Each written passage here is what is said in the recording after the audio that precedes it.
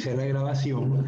En la clase pasada, el martes, estábamos viendo el inicio del capítulo 3. Bueno, estamos discutiendo una cantidad de cosas interesantes, entre ellas, ¿por qué hay la tendencia a que las especies que se cultivan tienden a ser especies importadas? Pero es que no es solamente en Ecuador, en muchos países las especies que se cultivan son importadas y las nacionales pues quedan desplazadas o simplemente como que no interesaran, ¿no? Entonces,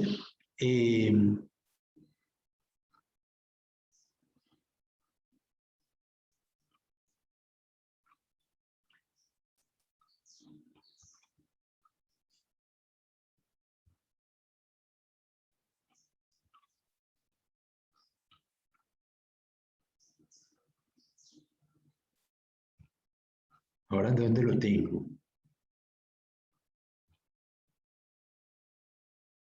Ajá, aquí.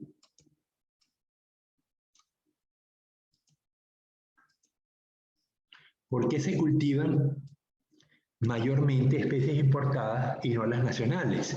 En el caso del Ecuador, la especie de camarón que se cultiva es nacional, pero es que esa especie desplazó en el resto del planeta a las especies que tradicionalmente se cultivaban en esos países, como el Peneus monodon, Peneus japonicus, Peneus schmidti, Peneus setíferos. En Europa, el Peneus, se me olvida el nombre del Peneus que se cultiva en España, pero el camarón ecuatoriano, bueno, ecuatoriano por llamarlo de alguna manera, porque realmente es un camarón del Pacífico Oriental, ha desplazado a muchas especies de camarones. Entonces, entre las razones que esgrimíamos, era una de las más poderosas, la tecnología. Cuando tú tienes tecnología disponible para cultivar algo, es más fácil que generarla de nuevo. Y en este caso tenemos grandes desarrollos en el cultivo del camarón ecuatoriano que puede ser fácilmente incorporado a los países interesados. Entonces, y tenemos además la tecnología disponible, tenemos entonces un mercado establecido que es fundamental para que un producto pueda ser comercializado. Si no se vende, pues no vamos al baile, ¿no? El producto tiene que venderse, ¿no? Hay menores costos de producción porque la tecnología se ha desarrollado de manera adecuada para cultivar esa especie en particular. Entonces, otro elemento importantísimo había disponibilidad de semillas, ya sea que las producimos nacionalmente o como hacen los peruanos, que ellos las importan de Ecuador. Entonces, entre estos elementos son un inductor muy fuerte para conseguir que las especies importadas sean las que se cultiven. ¿Por qué se empezó cultivando cobia y no otras especies? La empresa que se dedicó a cultivar cobia, Ocean Farm, algunos de ustedes a lo mejor hicieron pasantía allí, junto con el difunto Samir Kuri, que en paz descanse. Pues esa empresa empezó cultivando otras especies, empezó cultivando pargos, no sé si meros, pero por lo menos pargos cultivaron y no parece haberles ido bien. Al final decidieron traer cobia del Atlántico porque tenían, pues los reproductores estaban disponibles, era una especie que desova sola y pues se hizo factible la tecnología. Ellos produjeron una cantidad de toneladas, pero echando números no les resultaba tener solamente tres de las 6 jaulas que tenían disponibles, y para cultivar las otras 3, para ponerlas en funcionamiento, requería una inversión con dinero y no tenían disponible el dinero. Así que prefirieron, William Wood, que es el dueño de la empresa, prefirió quitar la empresa. Y siguieron produciendo. Samir luego se quedó con las instalaciones, siguieron produciendo larvas de cobia para exportar, los juveniles de cobia, pero ahora que falleció Samir hace 2 semanas, pues no sé si los hijos estén interesados o qué va a pasar con esos reproductores, ¿no? Pero realmente es una lástima que el primer emprendimiento que tuvimos en Ecuador para cultivar peces marinos, pues haya fracasado de esta manera. Pero bueno, por lo menos pudimos entrenar a un grupo de personas, un grupo de biólogos que pudieran hacer pasantía en esas instalaciones y que en un futuro a lo mejor alguno de estos biólogos pues se dedica al cultivo de peces, ¿no? Entonces, la otra pregunta es, ¿por qué las especies nativas no se cultivan mayormente? Bueno, negamos las condiciones que estamos aquí, hay un problema de mercado. ¿Por qué el chame no se masifica? Bueno, el chame se masifica en la zona, se cultiva en las zonas cercanas a Manabí, porque tenemos el estuario del río Chone, donde la especie vive normalmente, y allí pues obtenemos los juveniles. Esos juveniles luego se engordan. Y es así como comienzan muchos proyectos acuícolas, obteniendo juveniles, las semillas del campo, y posteriormente se logra cerrar el ciclo y producirlas en el laboratorio. Pero hasta ahora pues no hemos podido cerrar el ciclo del chame. El ciclo del bocachico no sé en qué estado está. Me gustaría hablar con el biólogo Moya, que es el director de la estación de Cacharí en Babahoyo, y preguntarle, porque uno de los compañeros de ustedes está cultivando tilapia y está también cultivando bocachico, porque le vendieron los juveniles de bocachico en el mismo sitio donde le vendieron las tilapias, en la estación de Cacharí. Pero en una oportunidad yo me iba a incorporar a un proyecto en el año 2016 para iniciar el cultivo de bocachico. Lamentablemente, la esencia del proyecto era una bióloga venezolana especialista en cultivo de cachamas, que sabe que había que traerla, pero luego el programa Prometeo pues no la trajo, la iba a traer por otras razones y no la trajo. El dinero pues la Cenecit nunca lo dio. Éramos dos biólogos del Ecuador, uno ecuatoriano de la Universidad de Babahoyo y yo, que trabajan en ese entonces en el Tecnológico de Manta. Total, que el proyecto no se dio, pero al menos los inicios veíamos que era viable, era factible conseguir los reproductores en el ambiente natural y teníamos las instalaciones en Cacharí. Pero bueno, celebro que ahora estén produciendo y cuando me entere pues le daré los detalles a ustedes de cómo hizo el biólogo Moya para poder obtener esos juveniles. Y ver si podemos viajar. En la medida que las universidades en el Ecuador se les está permitiendo volver a la presencialidad, aunque todavía el COE nacional no ha autorizado a la OLEAN a ir a clases presenciales. Hay varias decenas de universidades y tecnológicos que sí les permitieron la semana pasada. Así que es posible que nosotros también nos vayan a permitir. Ya los profesores están vacunados, al menos con la primera dosis, y falta que se vacunen los estudiantes, ¿no? Que también es un esfuerzo grande, ¿no? Vacunarlos a ustedes. Pero bueno, vamos avanzando. Entonces, lo que necesito es que se entienda qué limita que las especies nativas no se cultiven y por qué hay la tendencia tan fuerte a cultivar especies importadas. Habíamos comenzado el tema 3. Bueno, otro elemento que habíamos discutido en la clase del martes era, ante la realidad de que el ecuatoriano come poco producto acuícola, pocos invertebrados, pocos peces, en la medida que nos alejamos del mar, el consumo se disminuye a valores muy bajos. Y habíamos discutido qué estrategias podíamos usar para aumentar la demanda de productos acuícolas en Ecuador.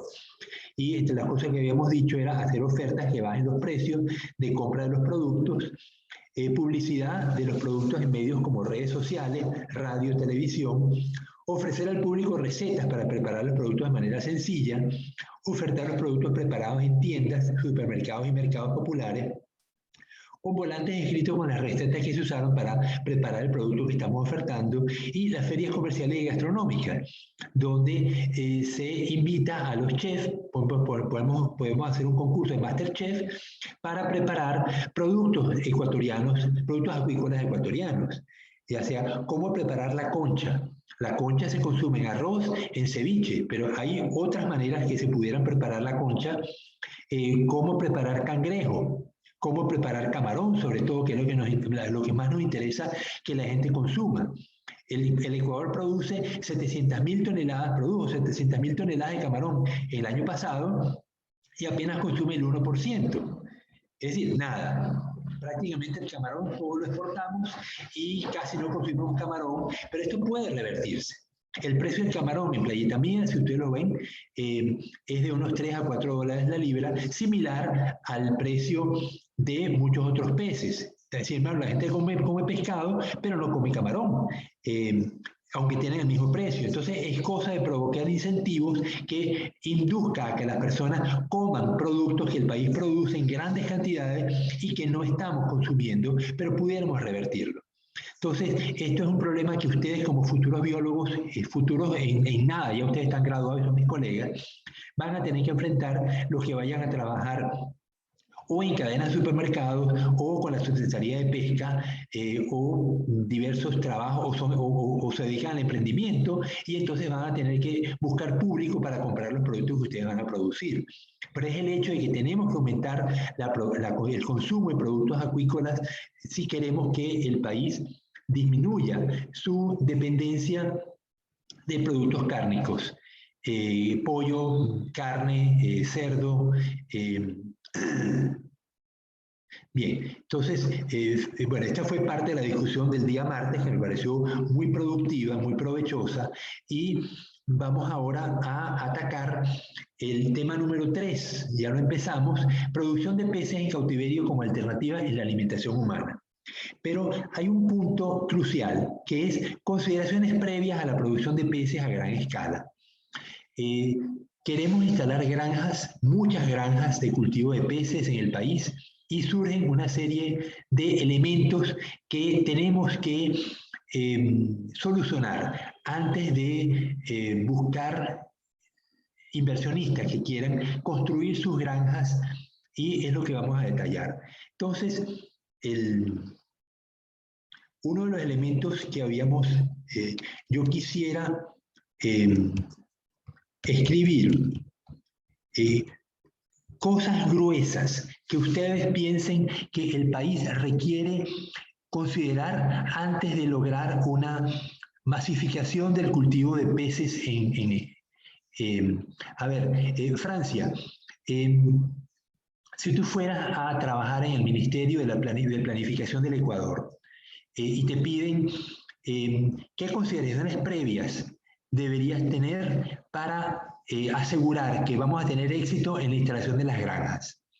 Dime algunos elementos gruesos que tú consideras que hace falta estudiar y poner y tener listo en la planificación para poder decir a los inversionistas, vengan que van a tener éxito en esta campaña de instalar granjas acuícolas de peces. Lo primero sería lo del territorio donde donde se fueran a plantar las granjas. Espacio. Entonces, El esto sería espacio.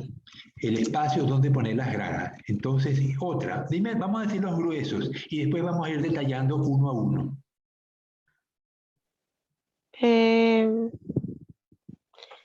La disponibilidad del recurso agua, pues, porque hay granjas que no la tienen y tienen que ser...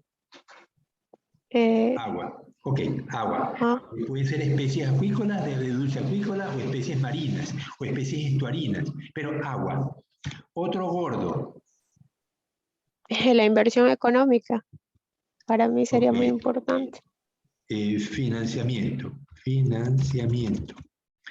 Bueno, otra, gorda. El personal... Tecnología. Ajá.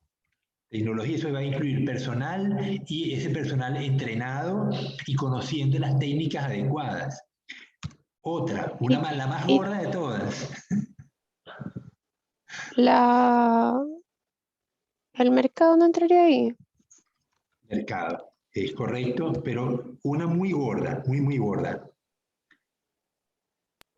El terreno. No, ya lo pusimos, espacio, ese fue el primero. Alimento. Ajá. Bueno, alimento entraría dentro de tecnología. Eso lo vamos a detallar ahorita, ¿no? Pero la más gorda de todas. Lo que es el-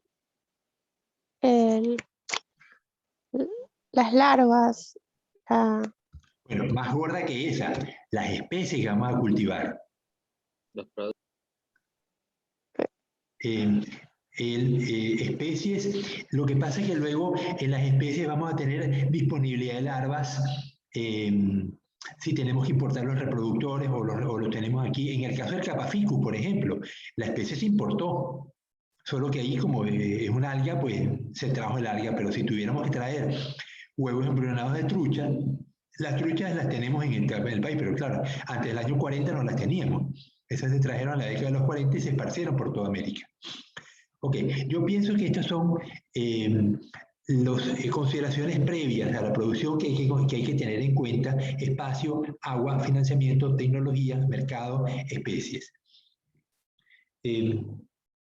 La verdad que no se me ocurre otra, porque si me ocurre, formaría parte de las que hemos mencionado, ¿no? Entonces, vamos a ir detallando una a una.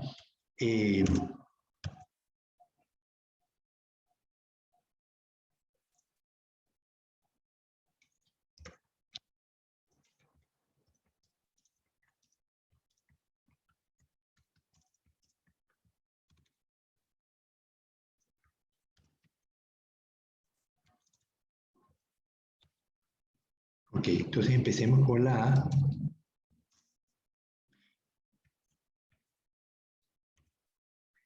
Alguien, es que es curioso,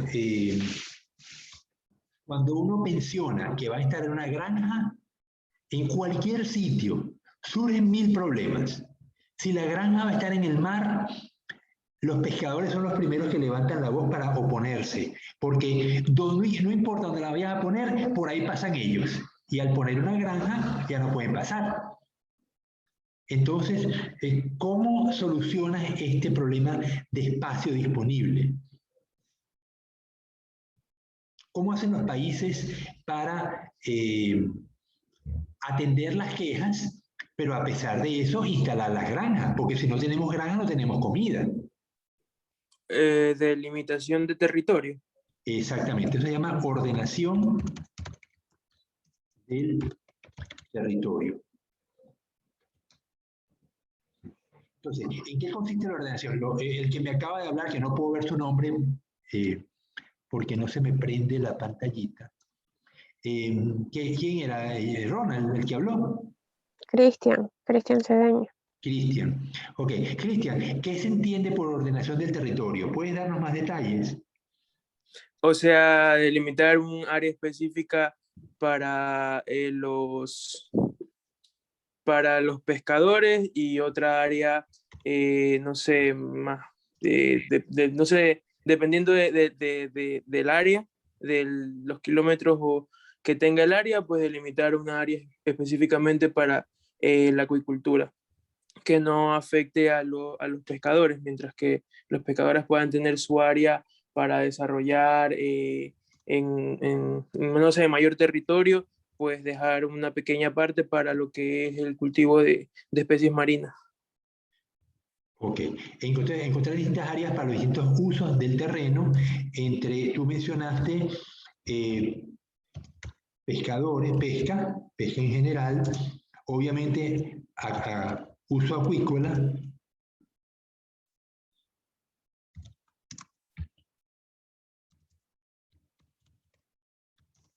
pesca, tránsito.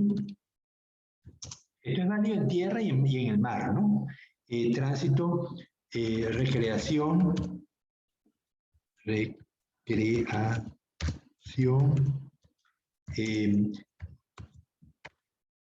habitacional, ciudades, comercio,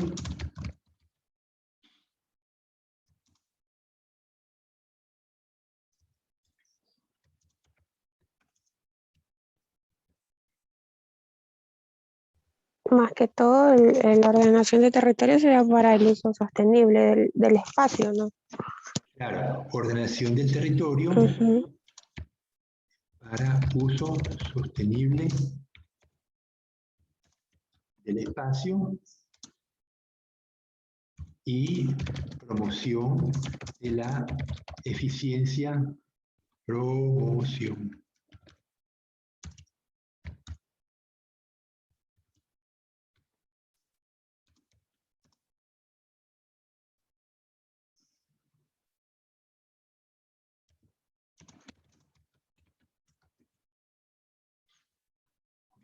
Entonces, aquí me está reclamando por el plural, uso del terreno, acuícola, pesca, tránsito, recreación, habitacional, comercio, industria, hospitales, salud, eso sería habitacional también, ¿no? Educación, me faltó agrícola, ¿no?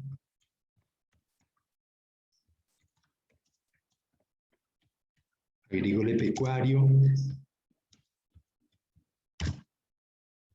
Ok, entonces tenemos un conjunto de usos, un conjunto de usuarios a los cuales hay que poner de acuerdo porque vamos a dividir el territorio en áreas, ¿no? Entonces, vamos a hablar de la metodología de la ordenación del territorio. ¿Qué técnicas conocen ustedes para identificar zonas? Técnicas para estudio del territorio.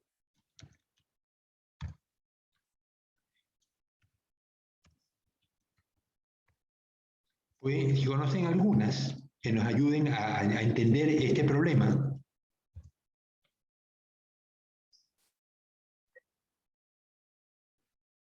Hay una que está muy de moda, usando drones. ¿No han visto que el profesor Clever Mendoza tiene un dron y lo han usado en varias exposiciones? El dron tiene una cámara, pero esa técnica o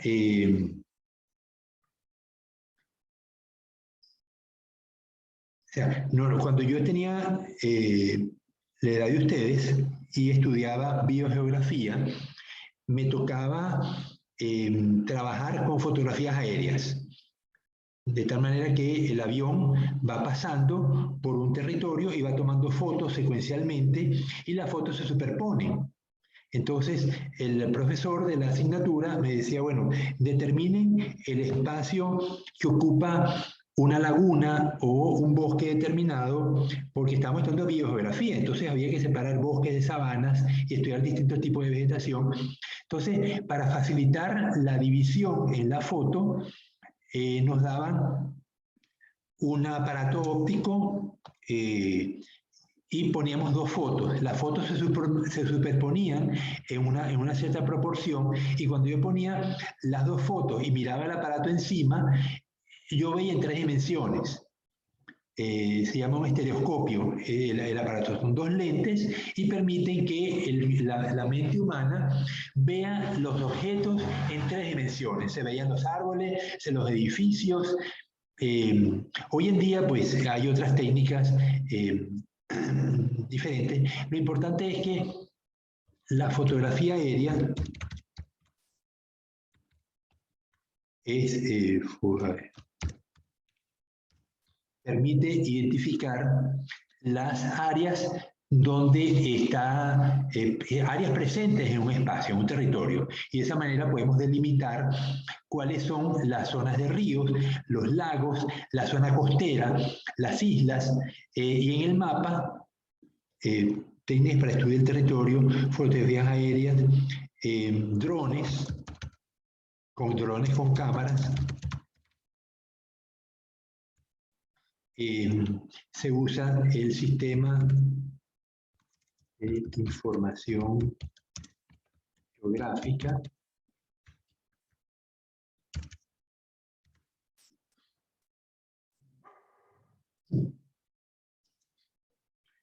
Ok, ¿lo han visto los sistemas de información geográfica? ¿Cómo funcionan?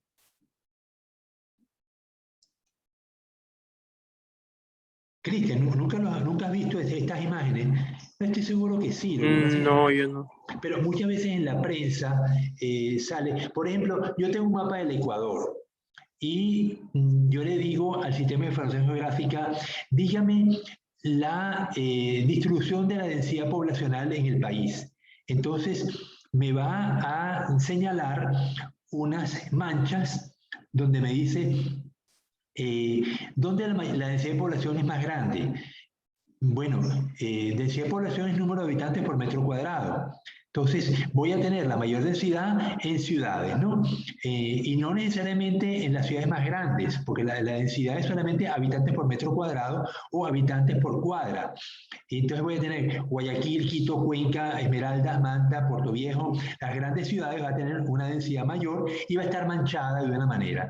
Luego, ciudades más pequeñas, Chone, Puerto Viejo, perdón, Chone, Pedernales, Puerto López, y así me va a poner una mancha distinta. Finalmente me va a poner los territorios agrícolas donde las personas están más esparcidas por el territorio, tipo Manga del Cura, el municipio Cruz. Eloy Alfaro, al norte, cercano a Pedernales, y me le pone una mancha distinta. Entonces, el país son manchas, pero que me indican densidad de población. Y veo las manchas más oscuras son donde la población está más concentrada y las manchas más claritas es donde la población está más dispersa. Y voy a tener que hacia el oriente las manchas claritas predominan, hacia la costa las manchas claritas aumentan y una zona intermedia son las manchas en el territorio de la sierra. Entonces, esto es un mapa de densidad poblacional. Pero yo le puedo poner ahora otro mapa. Número de escuelas por 100.000 habitantes. Entonces tengo otro mapa del Ecuador donde tengo la distribución de las escuelas. Y voy a tener entonces las provincias, cada provincia pues tiene un conjunto de escuelas y yo voy a ver cómo cambia el número, la densidad de escuelas por provincia. A lo mejor los dos mapas me coinciden en la densidad poblacional y el número de escuelas, pero puede que no, puede que haya zonas con alta densidad y pocas escuelas, o al revés, con muy poca densidad y gran número de escuelas. Eso serían distorsiones, ¿no? Entonces, un mapa geográfico, un sistema de información geográfico, son mapas, uno detrás de otro, donde la información está guardada geográficamente. O sea, el dato de información está georreferenciado. Y cuando yo le pido al sistema, deme una información para la provincia de Sucumbíos, el sistema la busca y me la localiza, me da un mapa de Sucumbíos y me pone la información que tiene guardado porque está geográficamente guardado, está codificado con la latitud y la longitud. Entonces, un sistema de esta manera construido es como funciona el INE, el Instituto Nacional de Estadística. Ellos tienen el sistema de información geográfico que permite guardar información muy diversa, muy valiosa, y la base de la información viene del censo. El censo que se hace cada 10 años y se actualiza con frecuencia a través de encuestas. Durante el censo se entrevista a la mayor cantidad de personas posible. Es decir, se trata de entrevistar a toda la población ecuatoriana cada 10 años, pero es un costo muy alto. Y para mantenerlo actualizado no hace falta tener censos intermedios.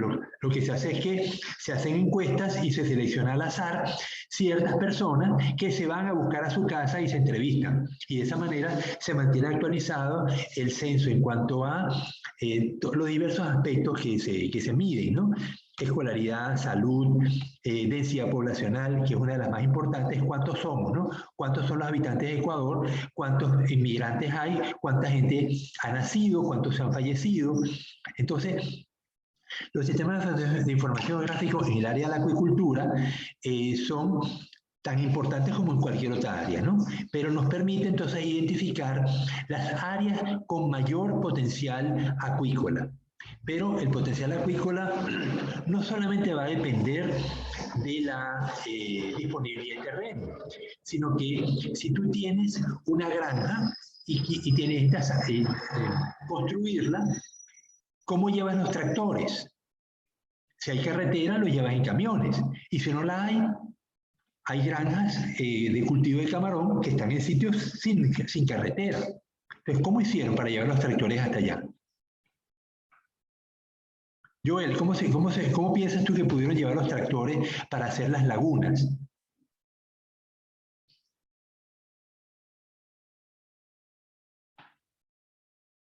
Joel, ¿no se te ocurre? Toda granja acuícola requiere agua, necesariamente. Y las granjas suelen estar o cerca del mar o cerca de un río. No tenemos lagos importantes naturales. Los lagos en Ecuador, en su buena medida, son lagunas artificiales, ¿no? Los embalses. En las lagunas que tenemos naturales están mayormente en la sierra y son producto del deshielo y son de pequeña magnitud. Las grandes lagunas son represas que se han construido, ya sea para darle agua a las ciudades o para fines de proveer electricidad, como la Coca-Cola Sinclair, que está en la sierra.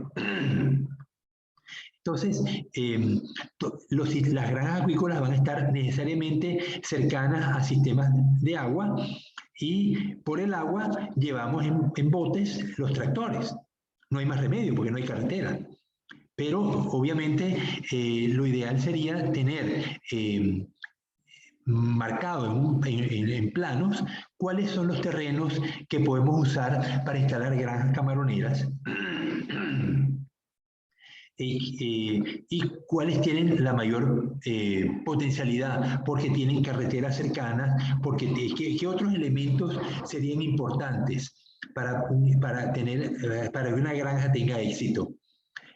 Bueno, acceso a carreteras, ¿no? Para poder sacar el producto y llevar la materia prima y llevar los elementos de construcción. Si yo quiero exportar, ¿qué necesito? ¿Por dónde saco el producto de exportación?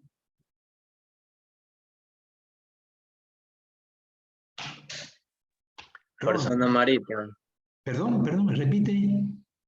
Por zona marítima, biólogo. Puede ser un puerto o puede ser por un aeropuerto.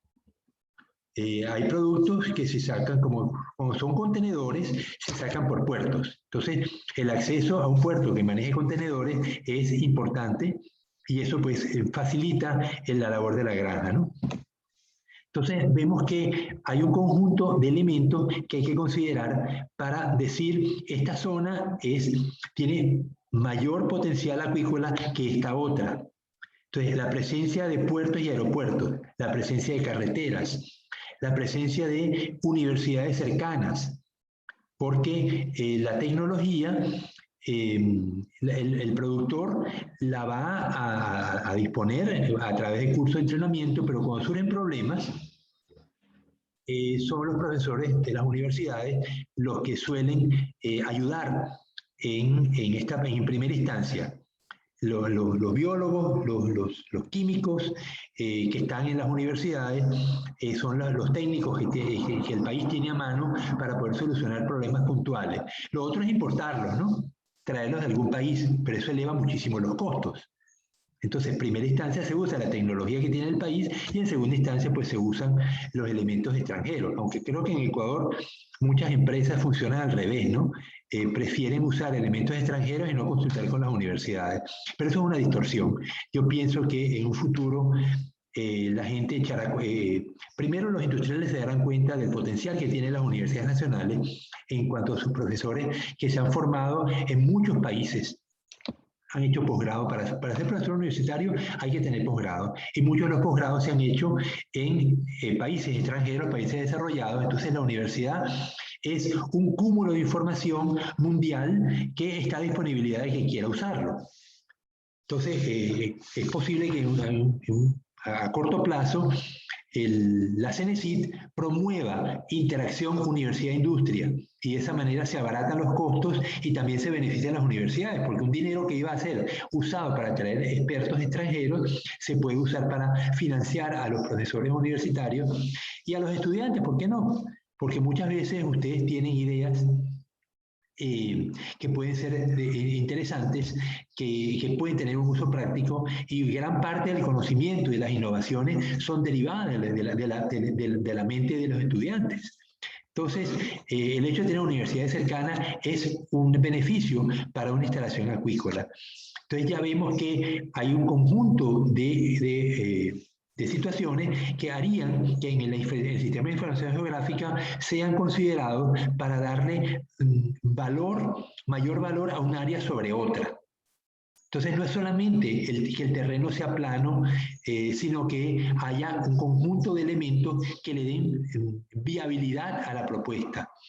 El acceso a mercados, el acceso a tecnología, el acceso a personas. Si alrededor de la granja no hay ciudades, ¿de dónde vamos a sacar el personal? Bueno, tendríamos que traerlo, ¿no? Traerlo en buses. Y eso pues dificulta. Si la gente pues, puede tomar su autobús, ir de su casa al trabajo, del trabajo a su casa, como cualquier trabajo, pues es mucho más barato, mucho más fácil para las personas. Podemos hacer turnos más cortos y no los turnos que actualmente se usan en Ecuador.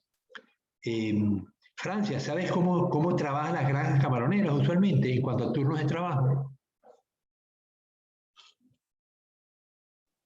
Tengo entendido que los saben rotar y, por ejemplo, hay personal que trabaja en cierto tiempo, ciertos días, y los rotan por otro personal.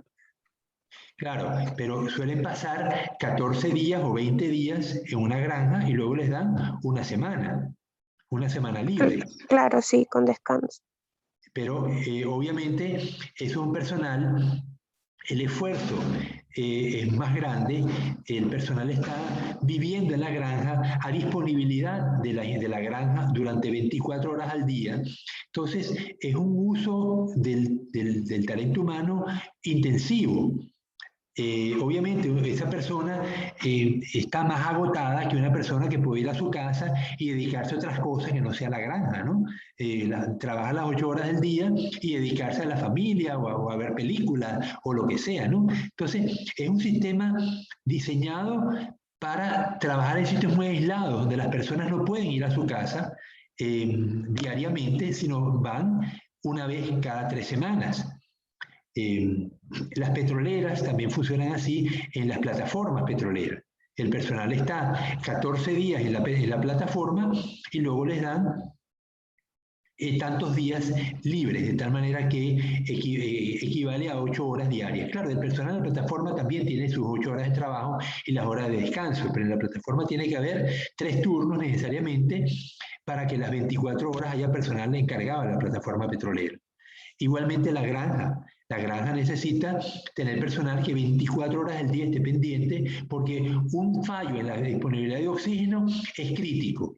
Yo puedo perder la cosecha entera de una laguna por un error que se comete en pocos minutos. Entonces, ante esa posibilidad de pérdida de esa magnitud, pues hace falta tener unas condiciones personal en condiciones especiales de trabajo y eso es agotador, les digo, ¿no? Entonces, la cercanía a ciudades también es un elemento importante por la parte de disponibilidad de personal, como también por la parte de contaminación. Una ciudad cercana significa que también voy a tener elementos contaminantes en el agua y eso me perjudica. Entonces, hay cosas que favorecen, hay cosas que perjudican y todo lo considera el sistema de información geográfica. A la hora que voy a hablar de calidad del agua, voy también a incorporar ese elemento, niveles de contaminantes en el agua. Entonces voy a tener un mapa donde están las costas del Ecuador y los niveles de contaminantes medidos. Por ejemplo, coliformes totales, metales pesados, materia orgánica en suspensión. Si yo tengo ríos cercanos, voy a tener mayor cantidad de sedimento que viene del territorio hacia el mar y eso significa que voy a tener mayor turbidez en esa zona. Entonces eso es un elemento en contra que desfavorece el territorio que está cercano al delta de un río. mientras que una zona más alejada del delta tiene aguas más claras y la turbidez pues es menor. Eso significa que voy a tomar agua más limpia y eso me favorece. Entonces, ustedes se van dando cuenta cómo el sistema de información geográfica es una enorme biblioteca, pero la diferencia es que los datos están georreferenciados. Cuando yo le puedo pedir datos de Manta y me los separa de los datos de Crucita, de los datos de Puerto Cayo o Puerto López. Entonces, he tenido varios tesistas trabajando en estas técnicas de estudio del territorio, sobre todo son tesistas en el área de informática. Los informáticos pues son muy diestros en el manejo de la información y ellos pues manejan por una parte el sistema de información geográfico, que son paquetes, algunos son gratuitos, como QGIS, GIS es Geographical Information System, el GIS, SIG en español, pero GIS en inglés, y el QGIS es un programa hecho en España, gratuito, que se baja de internet, y es el que yo usaba para dictar el curso de posgrado sobre Sistema de Información Geográfica. Bien, entonces, ¿hay algún comentario sobre esto? ¿Alguna pregunta que quieran hacer para pasar a otro tema?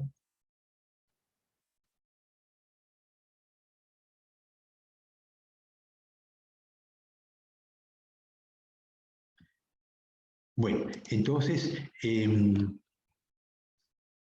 estamos claros en que el espacio disponible hace falta ordenarlo y que las técnicas de ordenación incluyen el uso del sistema de información geográfico y cómo se alimenta un sistema de información geográfica. Ahora, la zonificación es una decisión política, no es una decisión técnica necesariamente, porque a la hora de yo establecer las zonas acuícolas de una zona industrial, decíamos que tenemos que asignar usos y según el uso decidimos, bueno, esta zona va a ser usada para agricultura. Esta otra zona que tiene suelos más salados, que disminuye su potencial agrícola, pero aumenta su potencial acuícola, la declaro en zona apta para acuicultura. Y aquí entonces no pongo granjas agrícolas ni ganaderas, sino pongo granjas acuícolas.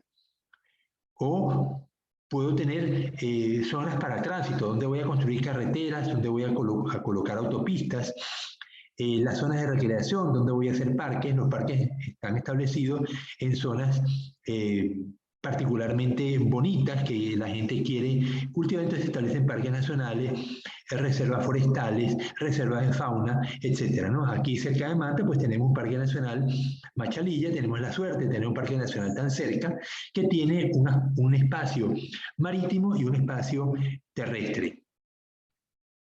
Entonces, vemos que una vez que la información existe en el sistema de información geográfica, el ente encargado de ordenar, que es el Ministerio de la Planificación, usa esa información, pero también usa las restricciones políticas que tienen. Es decir, ellos hacen una propuesta para, pongamos un cantón. En el cantón Manta, ¿yo puedo poner una industria donde quiera? Les pregunto. Si yo quiero montar una empresa enlatadora de concha prieta, ¿la puedo poner donde yo quiera? En la calle 13, si quisiera. No. Hay que pedirle permiso a la municipalidad, al GAT Manta, y la municipalidad me va a decir, bueno, aquí tenemos el cantón está segmentado en áreas de uso apropiado y las industrias que existen en el centro de la ciudad, bueno, no hay más remedio. La planificación se hizo después que esas industrias estaban instaladas. Tal es el caso, por ejemplo, de Isabel. Isabel, Sifman y otro grupo de empresas que están en mitad de los esteros. Los esteros se ve que era una comunidad de muy poca densidad poblacional, pero en la medida que Manta fue creciendo, rodearon a Isabel. Entonces ahora Isabel quedó dentro de la ciudad.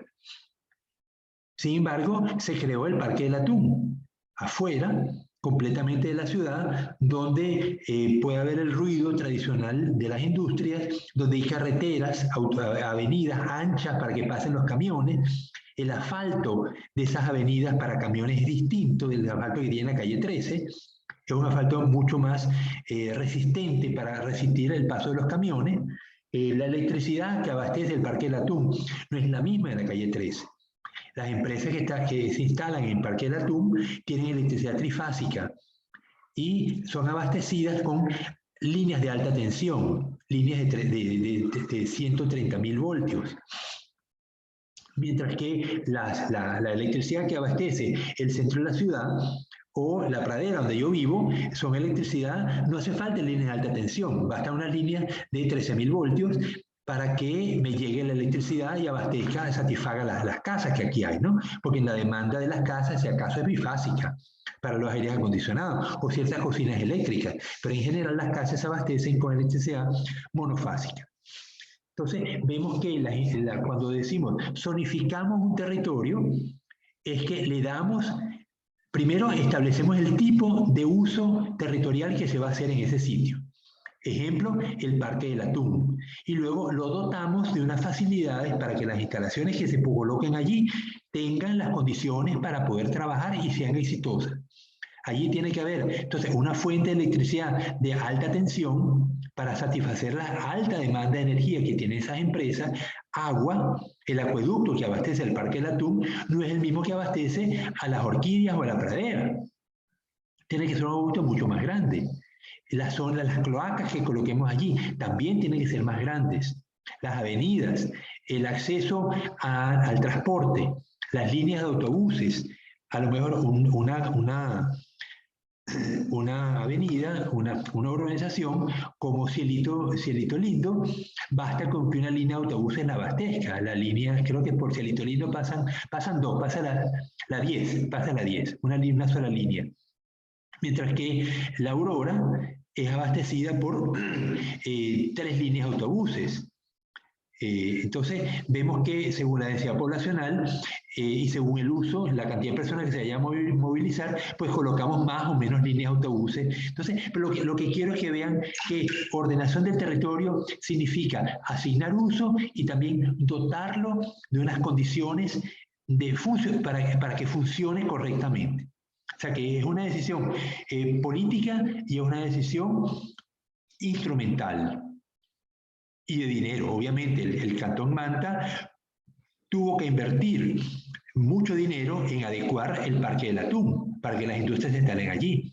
Pero a su vez, esas industrias pagan derecho de frente, pagan el impuesto anual y de ahí el cantón recupera la inversión que se hizo, ¿verdad? Esto pongo el Cantón Manta porque es lo que ustedes ven todos los días, pero esto es válido para cualquier cantón o para cualquier provincia, porque a nivel del territorio, los cantones tienen responsabilidad hasta cierto punto, pero luego está el gobierno provincial, que también tiene responsabilidades, y finalmente el Ministerio del Ambiente, que es el que tiene responsabilidad sobre el territorio en general, sobre todo el territorio que está fuera de los cantones o el territorio que está de la línea de la baja mar hacia el océano. Eso es responsabilidad del Ministerio del Ambiente y del Ministerio de Transporte. Cualquier infraestructura que queramos colocar allí tiene que tener permiso de estos ministerios, sobre todo del Ministerio de Transporte, porque son zonas por donde circulan barcos, ¿no? Pero no es responsabilidad de los GAT. El GAT llega hasta el límite de la bajamar. Ahí instalar hoteles en una playa, ahí sí, eso es responsabilidad del GAT. Pero instalar una plataforma petrolera no tiene nada que ver con el GAT Manta, tiene que ver con el Ministerio del Ambiente. Bien, entonces, ¿hay dudas sobre esta parte del ordenamiento del territorio? No, biólogo. Ok, de todas maneras, bueno, si surgieran o si eventualmente ustedes una vez que les den trabajo como biólogos tienen dudas, pues consulten con sus profesores.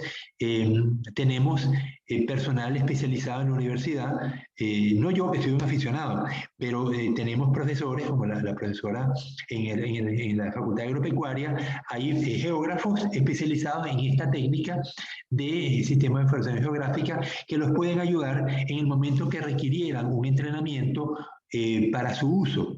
No forma parte de la formación de ustedes como biólogos, pero en la maestría pues me tocaba entrenar a los maestrantes en la maestría de recursos acuáticos que va a comenzar el día 25 aquí en la facultad.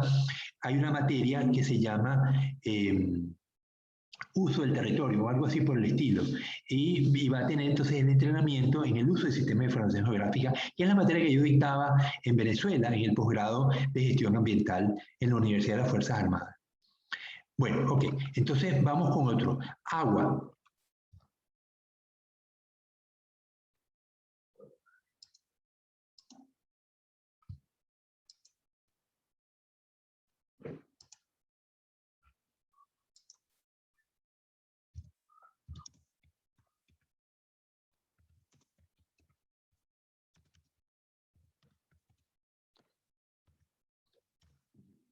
Entonces,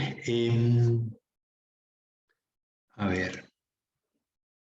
Maribel, el recurso hídrico de un territorio, ¿en cuántos segmentos lo podemos dividir? Para ahora, a la hora de hablar del recurso hídrico en la provincia de Manabí, para no irnos a todo el Ecuador.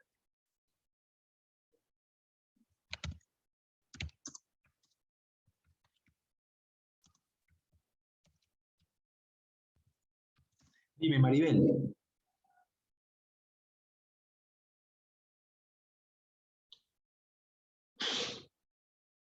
Maribel, abre el micrófono. Hola, no sé. No, ¿cómo no vas a saber, Maribel? Cuando tú miras el agua en Ecuador, ¿está en qué Ya. sitios? ¿En qué sitio está el agua en el país? ¿De dónde toma el agua la ciudad de Manta? De Poza Honda. Ajá, pero ¿quién abastece a Poza Honda? ¿Cómo se llama el río? Río Puerto Viejo. El río Puerto Viejo, ajá. Entonces tenemos la represa de Poza Honda, ¿cómo la denominamos? Embalse, ¿verdad? Embalse, sí. Ok, entonces el agua en Ecuador está en el cantón, en la provincia de Manabí, está en ríos, el río Puerto Viejo es uno, otro río de Ecuador importante, otro río de la provincia importante. Hay dos ríos más muy importantes que forman estuarios. La Esperanza. La Esperanza es otra represa. Bueno, vamos a poner Poza Honda. La Esperanza. Los ríos, nómbrenme los ríos importantes de la provincia. Puerto Viejo. El río Chone. El río Chone. Otro que forma estuario. Al norte, está pegado entre Esmeraldas y Manabí.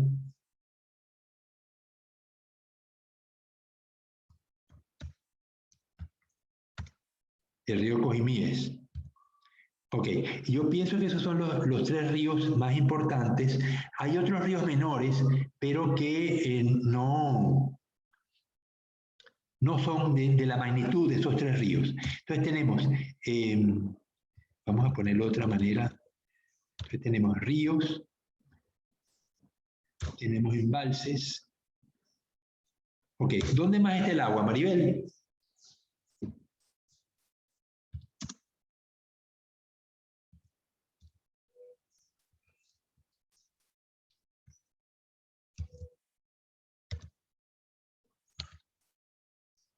¿Dónde más hay agua? En el mar. En el mar, por fin me dijiste, ¿cómo me quieres decir? En el mar.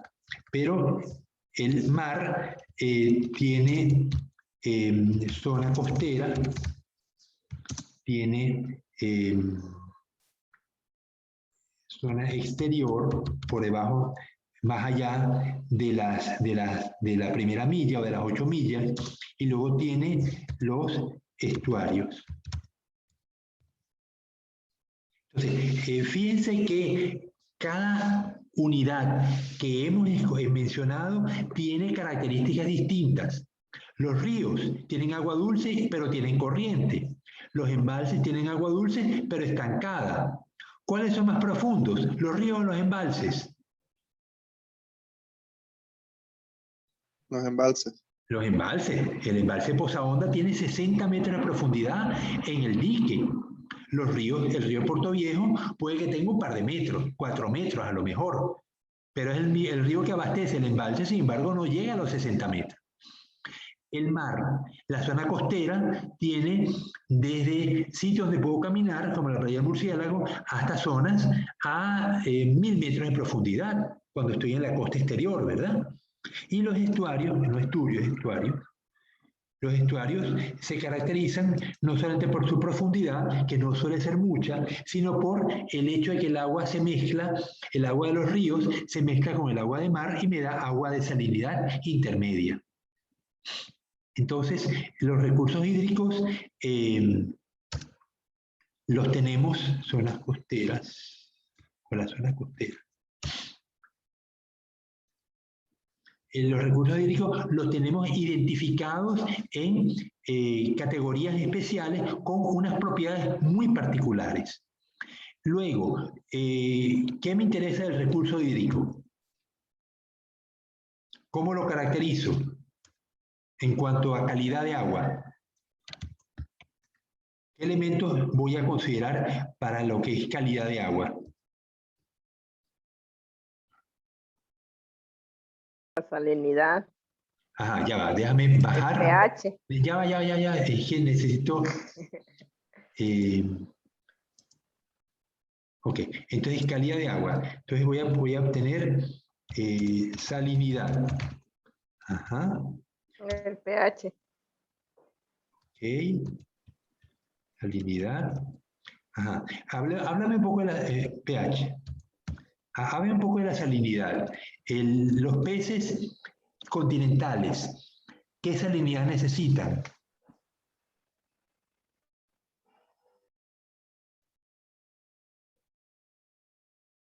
¿Requieren salinidad los peces continentales?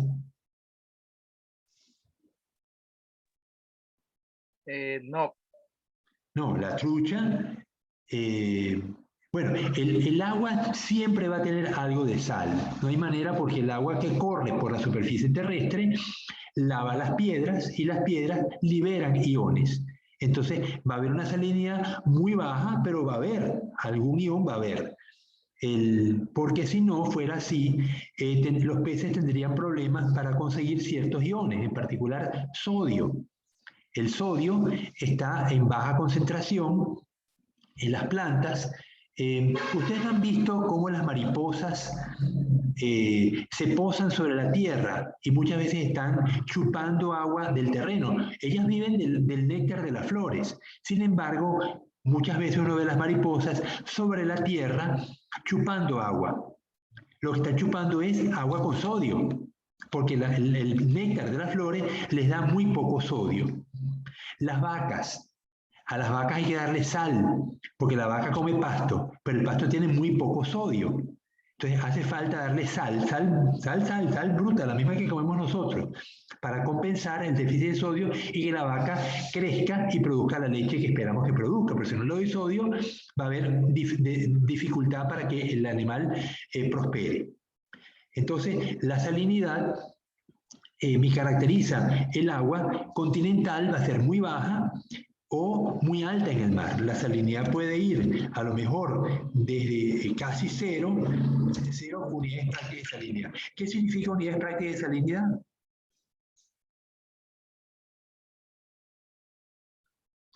Alcibar, ¿te acuerdas de lo que significa UPS? Bueno, unidad práctica de salinidad, pero ¿a qué equivale?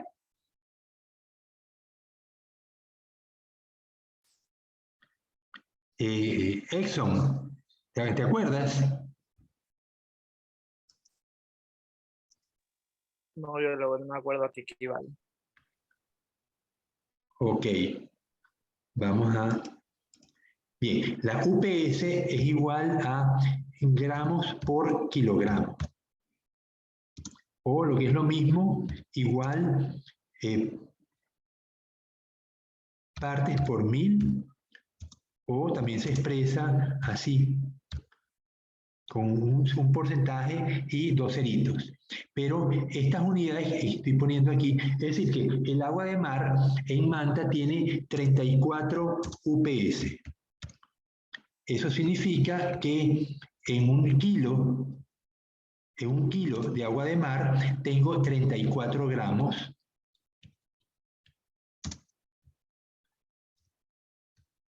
implica que en 1 kilogramo de agua de Manta, de mar, en Manta, hay 34 gramos de sal. ¿Cuál es la densidad del agua de mar? La densidad se abrevia D y se expresa en gramos por mililitro. Y en el caso del agua de mar es 1, vamos a ver, vamos a buscar un momentito en internet.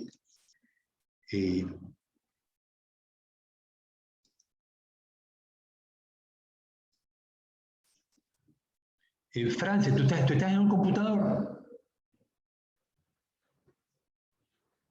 ¿O Exxon, estás en un computador o en el teléfono?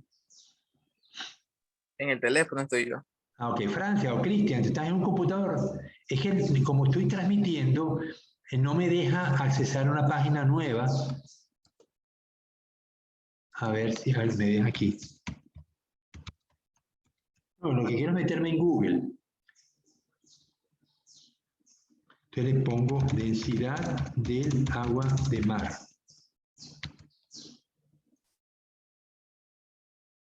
Y me dice que es 1,0267. Ok, entonces la densidad es 1,0267. Es decir, que un litro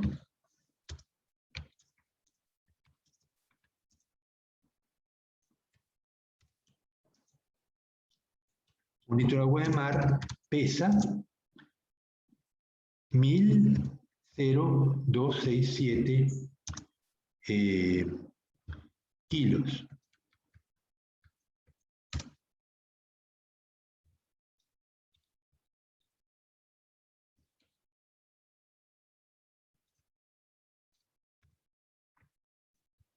¿Se entendió esta parte?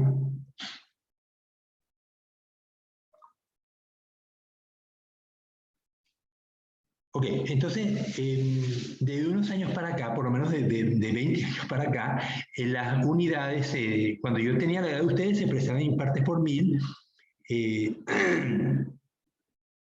Es decir, 34 gramos de sal por 1000 gramos de solución, que es lo mismo que le estoy poniendo de gramos por kilogramo, pero de 20 años para acá se usan unidades prácticas de salinidad. Es una manera de expresarlo, pero a fin de cuentas la gente debe saber qué significan las unidades, la UPS, ¿no? Entonces, si yo quiero sacar 1 kilo de sal, ¿cuánta agua tengo que deshidratar?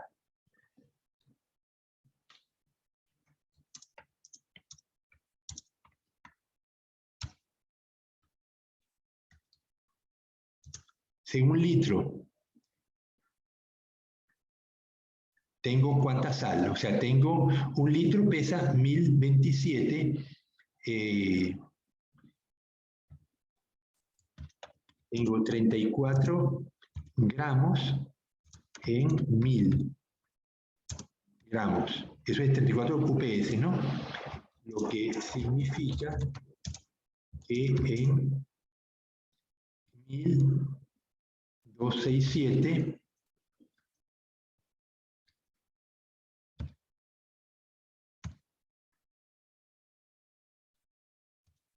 gramos entre X, que es igual a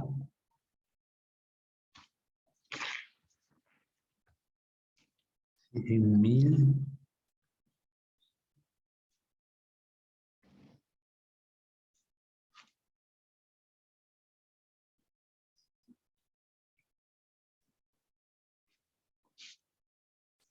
X es igual a 34 multiplicado por 1026,7 dividido entre 1000.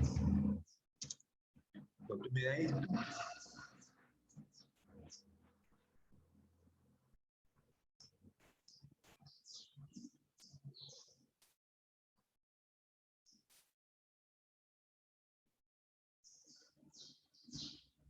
$24 por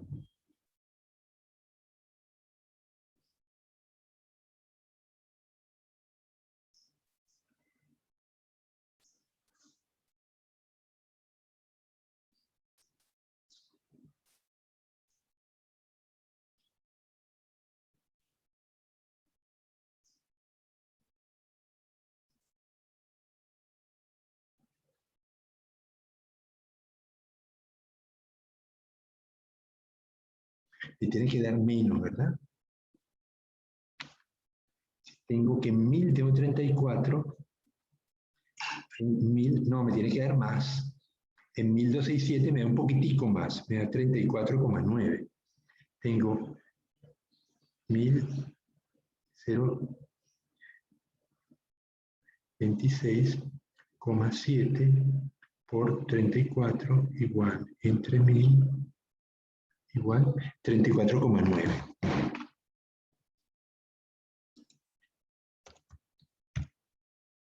Entonces, si yo quiero sacar 1 kilo de sal, ¿cuánta agua tengo que evaporar? Entonces, en 1 litro de agua de mar, tengo 34,9 gramos de sal. Para obtener 1 kilogramo de sal, necesitaría, entonces, si en 1 litro tengo 34,9, ¿en qué cantidad tendría 1000? Entonces, X igual 1000 entre 34,9.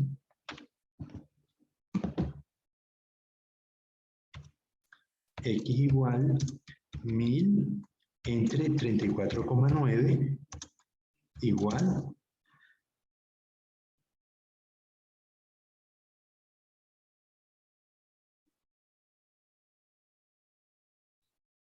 28,7. Entonces yo evaporo 28,7 litros de agua de mar y obtengo 1 kilogramo de sal. Sal bruta, que es cloruro de sodio y otras sales. Bueno, este ejercicio tiene por finalidad que ustedes dominen lo que significa la salinidad en el mar y cómo funcionan las salinas de Salinas. ¿Han visto las salinas de Salinas alguna vez? Maribel, ¿has viajado a la península? No, no he viajado. Nunca. ¿Francia? No. Arteaga, ¿has viajado a la península? No, tampoco, no he podido. Exxon, John Alcibar. Sí, Ajá. ¿Han visto cómo tiene la sal allí en la península? sí, tienen como unas montañitas ahí de sal. Claro, pero ese es el final. Al comienzo tienen que, ¿dónde ponen el agua? En unos huecos. En unas lagunas. Unas Sí, lagunas. ahí dejan evaporar el agua. Entonces, tenemos el agua llega del mar y la ponen en unas primeras lagunas, que se llaman las lagunas evaporadoras. Pero ahí no se produce la sal, porque el agua se va evaporando lentamente. Entonces, con bombas van llenando las lagunas que llaman cristalizadoras, donde la sal con el agua con más concentración la van pasando a las lagunas donde va a ocurrir la precipitación de la sal.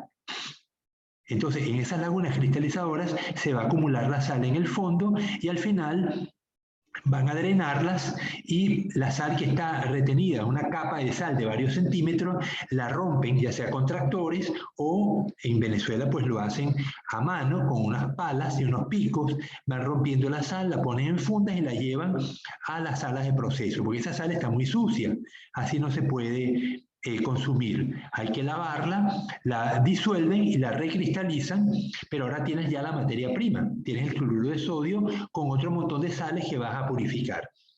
En ese proceso de las salinas juega un papel fundamental la artemia salina. ¿Conocen la artemia, verdad? John Alcibar, ¿la has visto, las artemias? Sí, se la ve. El quiste se usa para alimentar las larvas de camarón en los laboratorios que están aquí en Manta. Pero el adulto, ¿qué come la artemia? El adulto de la artemia, ¿qué come? La mayoría de los crustáceos pequeñitos, ¿qué comen? Pito.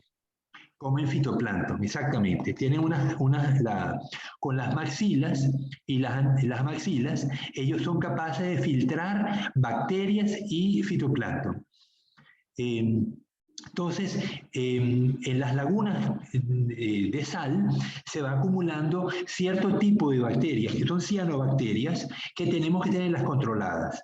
Si se eleva demasiado la concentración de Dunaliella, que es una cianobacteria, que le da color muy bonito, le da color violeta al agua de las lagunas, si crece demasiado la Dunaliella, forma un mucílago y la sal no cristaliza.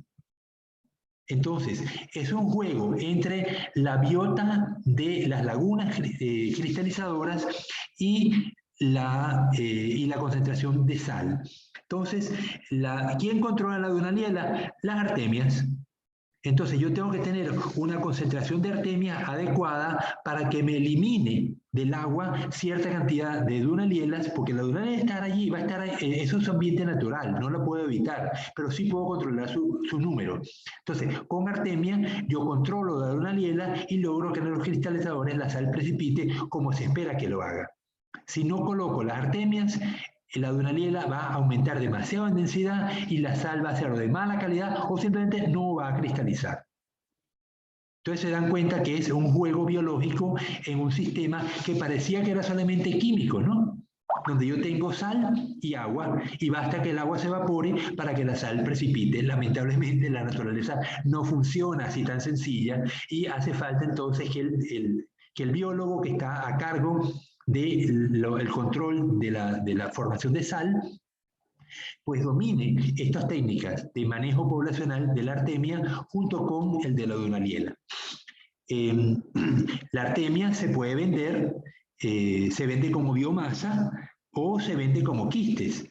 Cuando la salinidad aumenta mucho, la artemia deja de producir huevos partenogenéticos y empieza a producir huevos haploides que se van a transformar, algunos en machos, otros en hembras, y va a haber fecundación, y el huevo que sale de la fecundación va a ser huevos con quiste. Y esos quistes son los que usan los laboratorios de poslarva para alimentar, para producción de náuplios y alimentar las larvas de camarón.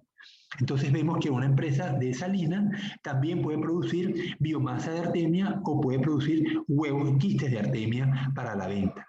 Entonces son sistemas no solamente químicos, sino también biológicos y eventualmente eso es acuicultura también, ¿no? O sea que a lo mejor ustedes cuando se gradúen se van a trabajar a las salinas de Salinas y bueno, ya tienen una idea de cómo funciona el sistema. Si tienen oportunidad, visiten las salinas. Vean o paren, cuando van caminando, paren un momento el carro y vean cómo funcionan, cómo están dispuestas las salinas, cómo están dispuestas las lagunas, el sistema de bombeo, las tuberías que usan, son tuberías de fibra de vidrio, porque la salinidad corroe los metales, entonces no se usan tuberías de metal, se usan tuberías de fibra de vidrio, y las bombas pues son un problema, porque las bombas se dañan con mucha facilidad, porque son bombas de metal, ¿no? Bien, entonces hemos hablado de que la salinidad es otro de los aspectos que mencionó Maribel. El pH es igual al potencial de hidrógeno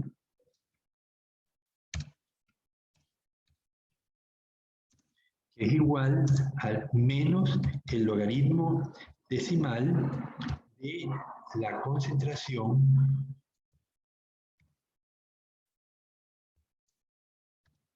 de hidrógeno.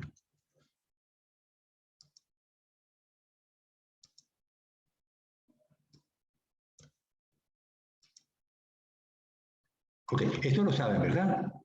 No es nada nuevo que le estoy poniendo aquí. Entonces, el pH del mar, ¿de qué magnitud es? ¿Es ácido o básico?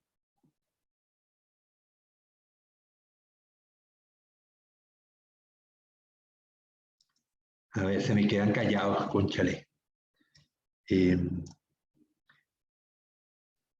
Franco.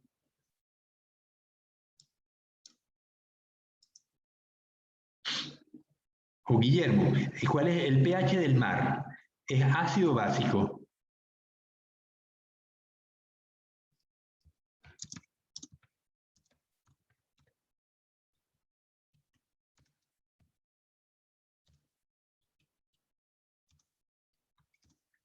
Guillermo, ¿no te acuerdas? Joel, ¿no te acuerdas? Ha sido biólogo. Ácido. Uy, si así fuera, Es básico. es básico. ¿Cuál es el nivel del pH? ¿Qué número, cuál es el potencial de hidrógeno del hidrógeno en el mar? 6.5 a 8.5. ¿Cuánto dime? De 6.5 a 8.5. 8.2. Ok, entonces, no, 6.5 sería terrible. El pH se mantiene en condiciones poco variables porque el agua de mar es un tampón. Una solución tampón o solución amortiguadora que estabiliza el pH. Normalmente una solución tampón es una mezcla, tampón es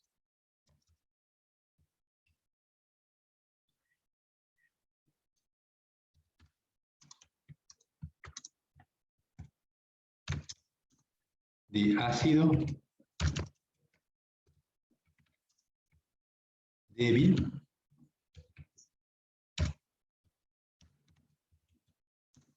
y su sal. Por ejemplo, si yo tengo ácido acético más acetato de sodio, esta solución en agua, ¿no? Entonces, esta solución es un tampón. ¿Por qué es un tampón? Porque ella me da un pH determinado. Yo puedo saber a qué pH puedo poner cierta cantidad de ácido. El ácido acético es el vinagre, ¿no? Entonces yo puedo colocar cierta cantidad de vinagre y lo mezclo con acetato de sodio y calculo cuál es el pH. Pon tú que ese pH me da 6,4. Entonces, yo le agrego un poquitito de jugo de limón, de ácido, parto, por ejemplo, yo preparo una solución de pH 6,4 con el aceite acético y acetato de sodio y le agrego más ácido cítrico en una pequeña cantidad. Esos iones ácidos que me está liberando el ácido cítrico se me van a unir al acetato y me van a formar ácido acético, porque el equilibrio tiene que mantenerse. Entonces, los excesos de ácido que yo agrego a la solución me transforman la sal en ácido acético. Un ácido débil es aquel ácido que no se disocia completamente. El ácido débil no se disocia completamente. Por ejemplo, ¿qué es un ácido fuerte? Un ácido fuerte es el ácido clorhídrico, que en presencia de agua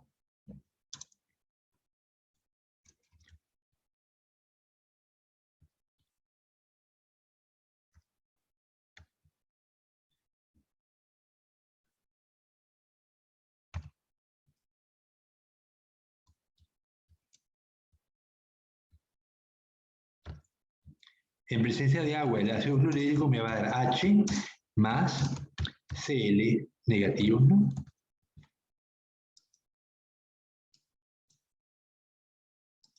Ok, esto es un ácido fuerte. Él se disocia completamente. El HCl desaparece una vez que está en solución y me forma iones hidrógeno y iones cloro. Un ácido débil, como el ácido acético, no se me disocia, sino una parte muy pequeña. Por ejemplo, veamos el CH3, CHOH.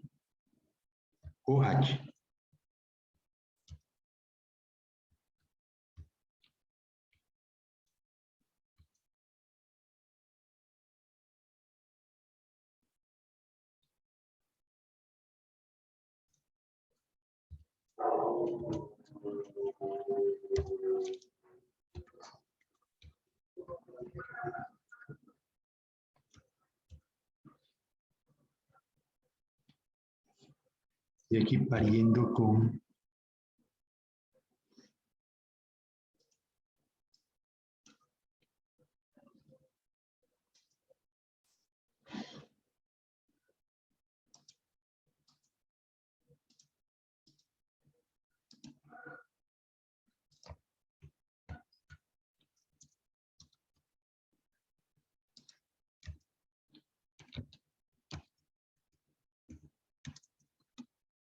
Ok, entonces tengo el ácido acético más que se me disocia en CH3CO positivo más H que se desprende. Perdón, esto es negativo.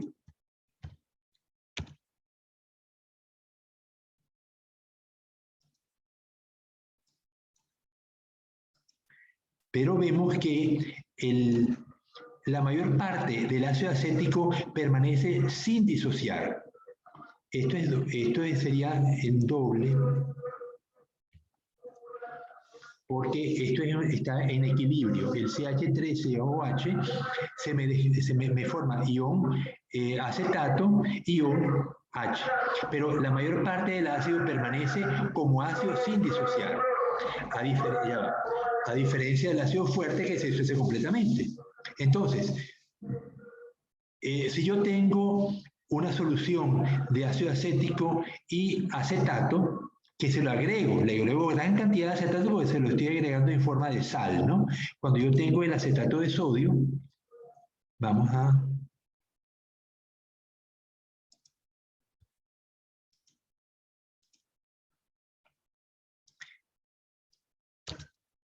El acetato de sodio es CH3COONA. Es decir, quito el hidrógeno y pongo sodio. Eso sería acetato de sodio, ¿verdad?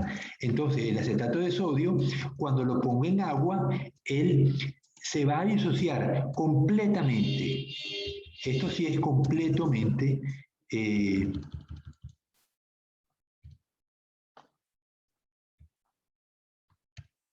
en CH3COO negativo más sodio positivo.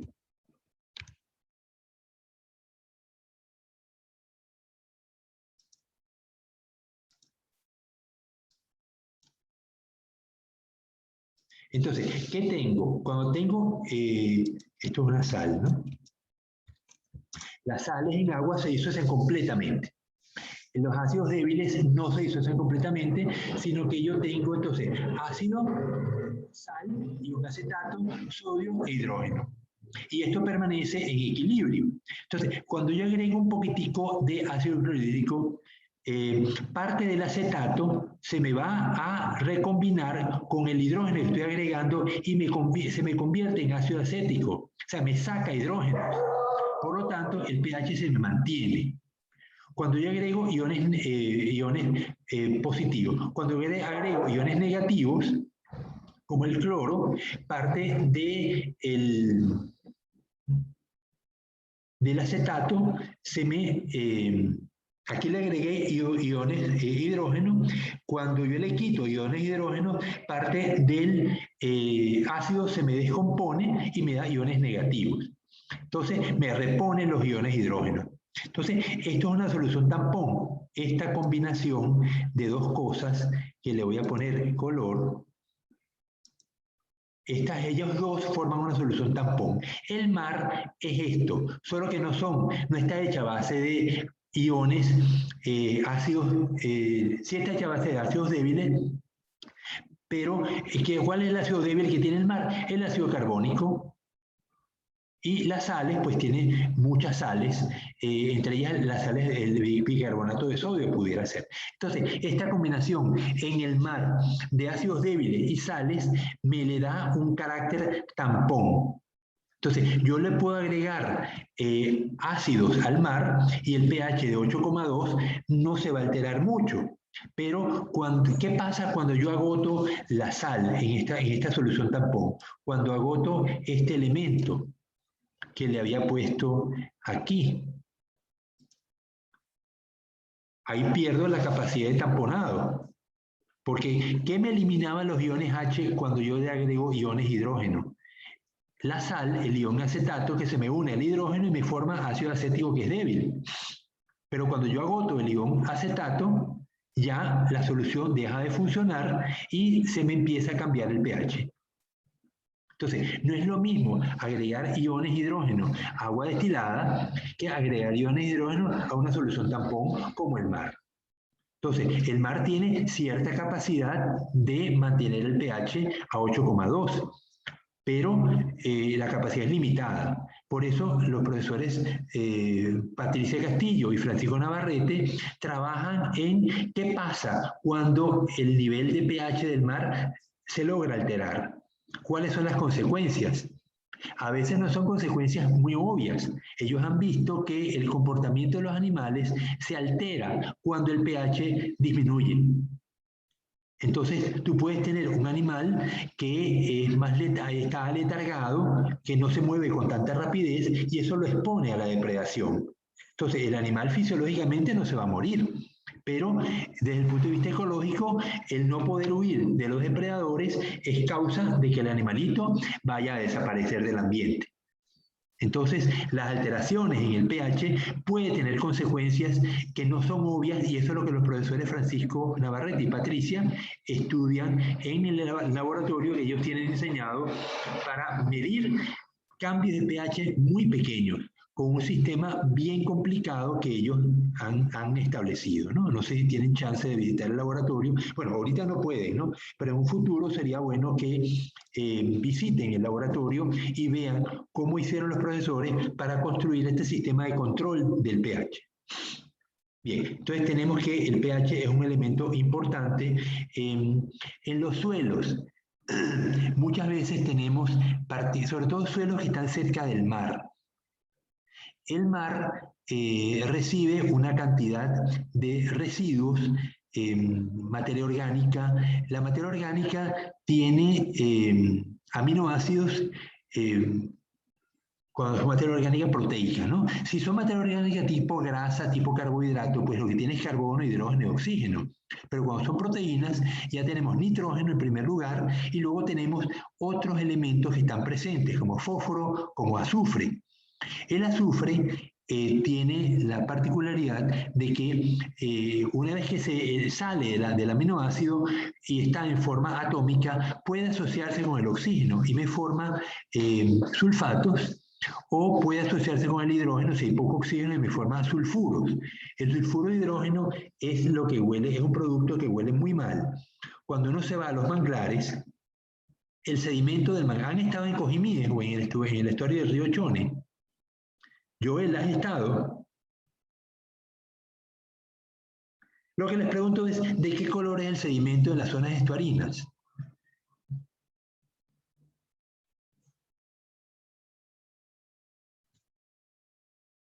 Guillermo, ¿has estado en esos sitios para ver de qué color es el sustrato? ¿O Beleida? Oye, nadie ha visitado el río Chone entonces, o el río Cojimíes. Bueno, pero Beleide, imagínatelo. El agua, el sedimento será clarito, arena clarita o arena oscura.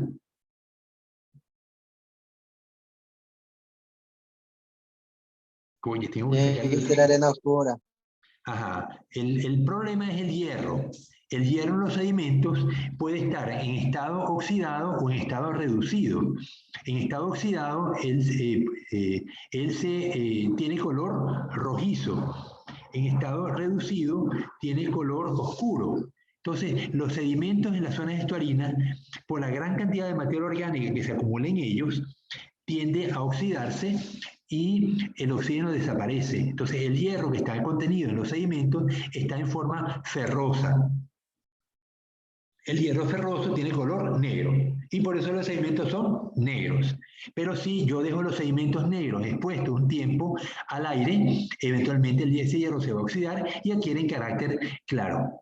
Entonces, el hierro en las zonas estuarinas, los sedimentos en las zonas estuarinas suelen ser negros por la escasez de oxígeno que tienen. Bueno, entonces, estamos hablando de el pH. Maribel, habíamos hablado de que la salinidad, el pH y el pH en... Ah, bueno, lo que les decía del azufre. El azufre en los sedimentos estuarinos suele estar en forma de sulfuro de hidrógeno, que es el olor a huevo podrido, un olor muy feo. Entonces, cuando uno mueve los sedimentos, sobre todo los pescadores que se dedican a sacar concha prieta, que la concha crece dentro del sustrato y tiene que meter la mano, usualmente esos sedimentos huelen muy feo, huelen a huevo podrido, producto del azufre, ¿no? Tengo 3 mensajes en chat. Disponibilidad de semilla, no Chone, Portoviejo, ok, ya. Bien. Entonces, el azufre se acumula en los sedimentos costeros y eventualmente puede formar sulfuros. Los sulfuros son muy problemáticos porque cuando se oxidan, forman ácido sulfúrico y le da un pH básico, un pH ácido a las instalaciones acuícolas.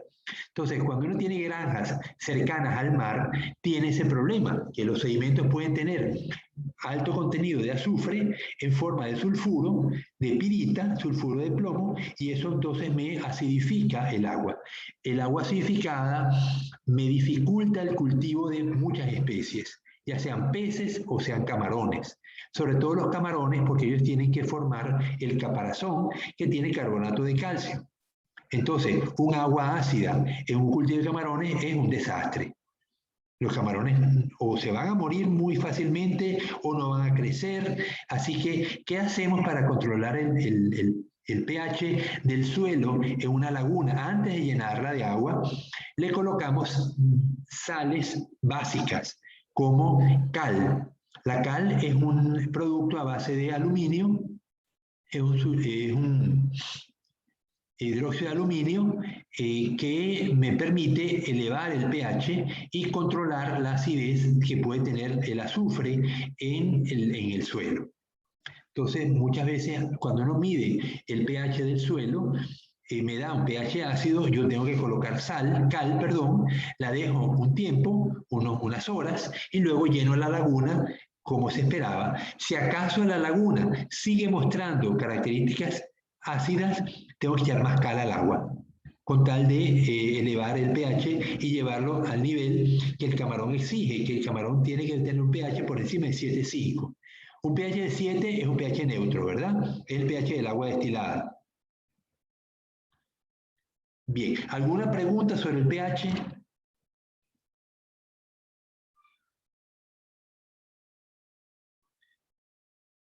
Bien. ¿Ninguna? ¿Todo está claro? Bueno, Maribel, dime otra característica que tiene que tener la calidad del agua.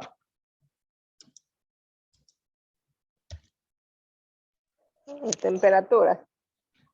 La temperatura.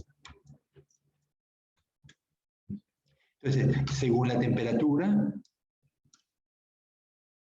yo quería...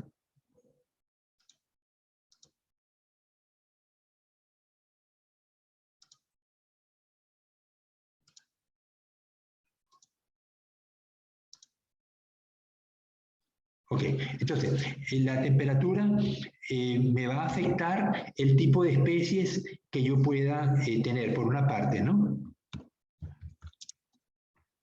¿Qué otra cosa me afecta la temperatura?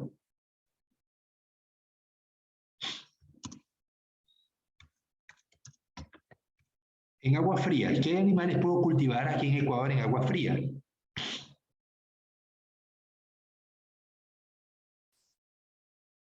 En la sierra, ¿qué cultivan? Truchas.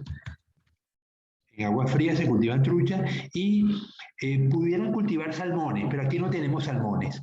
Esturiones también son de agua fría, pero tampoco tenemos esturiones. Pero la fauna que había en Ecuador antes de introducir las truchas no era una fauna que alcanzara una talla mayor, una talla que permitiera comer con ella, ¿no? Por eso se introdujeron las truchas en los ríos de agua fría. Pero en otros países, como países europeos, o Chile, o Canadá, Estados Unidos, China, Rusia, Japón, ellos pueden tener otras especies de agua fría, como los esturiones, los salmónidos, y seguramente hay otros géneros, otras familias de peces que se pueden cultivar en agua fría. Pero en Ecuador solamente tenemos truchas. Luego tenemos especies de aguas cálidas.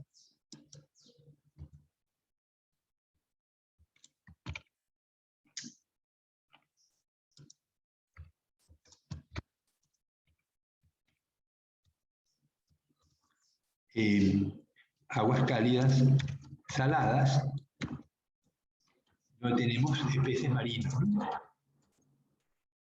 Y aguas cálidas continentales,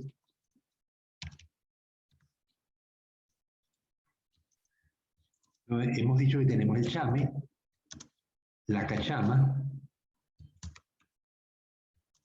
el paiche,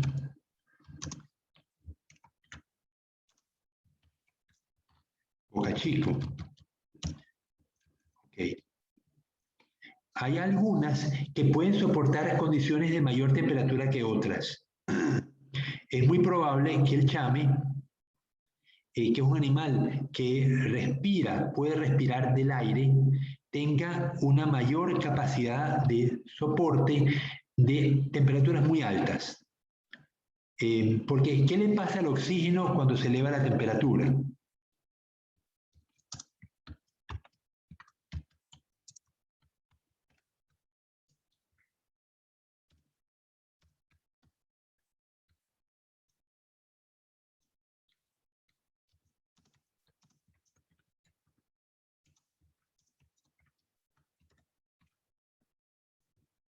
¿Por qué cuando se eleva la temperatura en un estanque, los organismos empiezan a subir a la superficie y tratan de tomar agua, tratan de tomar aire directamente del aire? ¿Qué pasó con el oxígeno cuando se eleva la temperatura? Disminuye. Disminuye. Lo que disminuye es la solubilidad del oxígeno en el agua. Entonces, el oxígeno puede estar a temperatura baja, puede estar en alta concentración, pero en la medida que yo voy elevando la temperatura, la solubilidad se va disminuyendo y eso provoca que el oxígeno escasee. Entonces, cuando yo tengo un día muy soleado, la temperatura en los estanques puede aumentar y bajarme la concentración de oxígeno. ¿Ahí qué tengo que hacer para que los animales no se asfixien? Guillermo, ¿qué harías? En las lagunas de cultivo, donde esto puede ocurrir, ¿qué tenemos que instalar o qué tenemos que tener instalado antes de sembrar las cosas? Aireadores. Aireadores. Los aireadores pueden ser de diverso tipo. Puede ser tipo paleta, puede ser tipo hélice, puede ser aireadores con piedra, como la que ponemos en los acuarios, que son piedritas que me transforman las burbujas en pequeñas burbujas y eso me aumenta la capacidad de que se disuelva el oxígeno en el agua. Entonces la cosecha se ve afectada por la temperatura porque disminuye la solubilidad en el agua. Entonces, alta temperatura, baja concentración de oxígeno. Baja temperatura, alta concentración de oxígeno. Entonces tenemos que, es un elemento crítico y por eso tenemos que tener aireadores en las lagunas cuando existe el riesgo. A lo mejor en una truchicultura no hace falta, porque las truchas no se cultivan en estanques, sino se cultivan en tanques de concreto. Y el agua entra del río, o sí, usualmente del río, entra al tanque de la truchicultura, circula, cae en forma de cascada y mantiene el agua oxigenada con la caída. Entonces, evidentemente, la temperatura es baja, la solubilidad es alta, el tenor de oxígeno en la truchicultura no suele ser un problema. El problema lo vamos a tener en las camaroneras en la zona costera, donde el sol, primero son de poca profundidad. Las lagunas de cultivo de camarón o de peces suelen tener entre 1,50 a 0,80, de tal manera que si uno se mete al agua puede caminar perfectamente en la laguna. Y eso significa que al tener baja profundidad puede calentarse con más facilidad en las horas de alta insolación, sobre todo a las 3 de la tarde, y eso conduciría a una reducción en el tenor de oxígeno. Otro problema lo vamos a tener a qué hora del día. ¿Cuándo me suele bajar el tenor de oxígeno en las lagunas? Que no es por temperatura.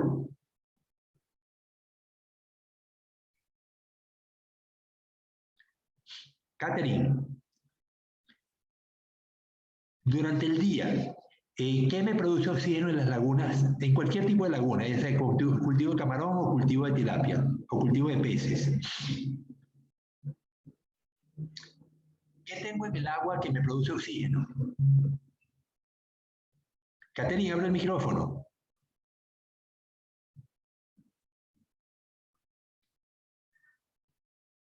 Nada, Katy no nos quiere ayudar. A ver, Jocelyn. Jocelyn, abre el micrófono.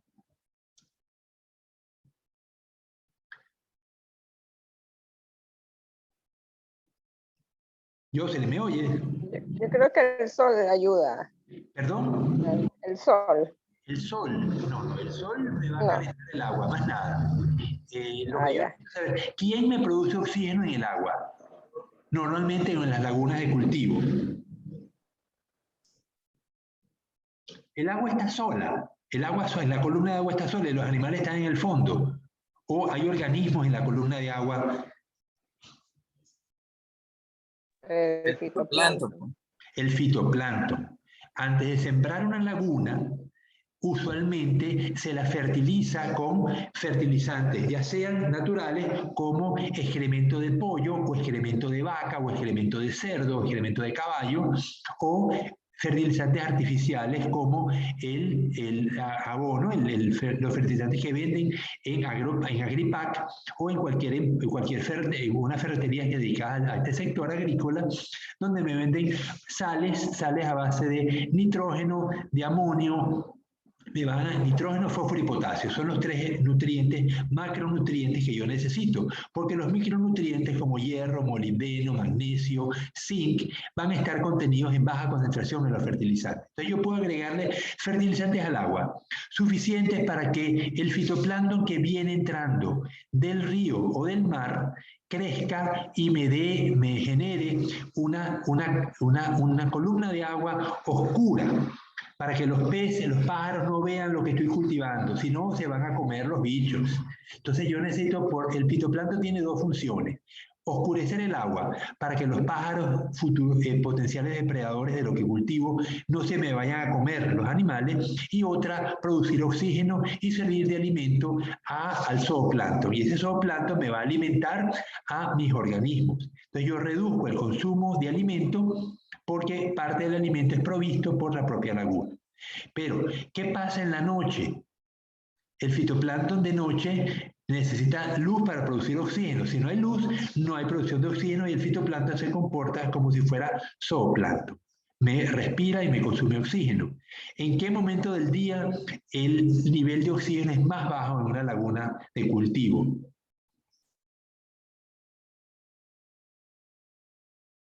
Entre las 5 o 6 de la tarde. Correcto. Justo antes que salga el sol, el nivel de oxígeno es más bajo. Por lo tanto, tenemos que tener una medición del oxígeno a esa hora, a las 4 de la mañana, entre 4 y 5, que es el nivel más bajo, porque si el oxígeno baja mucho, yo tengo que prender los aireadores, si no corro el riesgo de que se me mueran los animales. Bueno, continuamos la próxima clase. Son las 11. El próximo martes nos vemos para continuar con este tema, el tema 3, que versa sobre producción de peces en cautiverio como alternativa para la alimentación humana. Cualquier duda, por favor, me escriben a mi correo.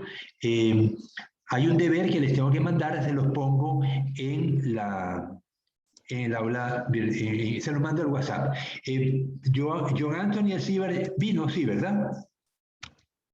Brian Wilson Delgado, Joan Alexander, te estoy viendo en pantalla. Nerú no vino, ¿verdad? Jonathan Andrés López, Yandri Stalin. López, Ajá, dime. profe, López Jonathan. ¿Perdón? Jonathan Andrés. López Jonathan. López Sí, Jonathan aquí está, ok. Sí, sí. Eric Steven Mendoza, Miguel Ángel Mendoza, Irina María, Beleira está. Presente. Ronald Alberto Rosado. Presente. George Michael. Ok, entonces, ¿hay alguien que no haya nombrado que esté presente? Profe, me nombró a mí. Ajá, ¿tu nombre, tu apellido?